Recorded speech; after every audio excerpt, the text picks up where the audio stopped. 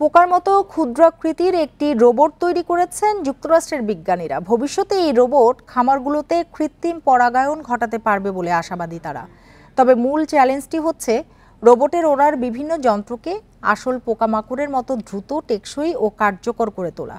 সম্প্রতি যুক্তরাষ্ট্রের সাময়িকী সায়েন্স রোবোটিক্সে প্রকাশিত হয় গবেষণাটি। বিশ্বজুড়ে খাদ্য নিরাপত্তা নিশ্চিতে কৃত্রিম পরাগায়ন ঘটাতে পারে এমন একটি অত্যাধুনিক রোবট পোকা তৈরি করেছেন মার্কিন MIT প্রতিষ্ঠানের বিজ্ঞানীরা।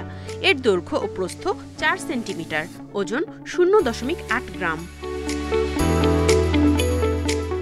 বিজ্ঞানীদের দাবি, এই রোবট ভবিষ্যতে মাল্টি লেভেলের ইনডোর খামারে ফসল ফলানোর সুযোগ করে দিতে পারবে কৃষকদের, যা ফসলের ফলন বাড়াতে ও কৃষির ওপর পরিবেশগত প্রভাব কমিয়ে আনতে সহায়ক হবে।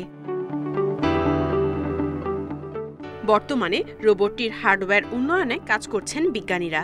এর বোর্ডের উপর একটি সার্কিট বোর্ড, ব্যাটারি ও সেন্সর বোর্ড স্থাপনের চেষ্টা চালাচ্ছেন তারা। এছাড়া অত্যাধুনিক পেলোড সংযুক্ত করতে রোবটের নকশাতেও পরিবর্তন আনতে যাচ্ছেন তারা। এই রোবট কৃত্রিম পরাগায়নের মতো নতুন ধরনের কাজে ব্যবহার করা যাবে। রোবটটি পোকার মতো ছোট আকৃতির, তাই হালকা ওজনের হয়। এটিকে নিখুঁতভাবে নিয়ন্ত্রণ করতে পারলে ফুলের উপরে কৃত্রিম পরাগায়ন ঘটানো যাবে।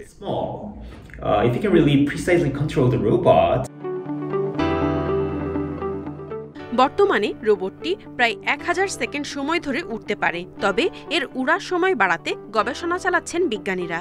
আর রোবটটি যেন ফুলের মাঝে সূক্ষ্মভাবে অবতরণ ও উড্ডয়ন করতে পারে, সেজন্যও কাজ করছেন তারা।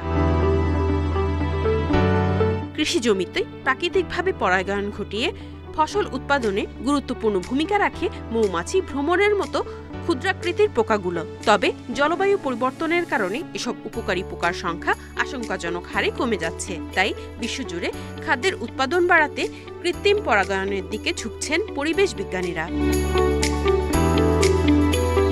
Nadia Tabassum, independent news.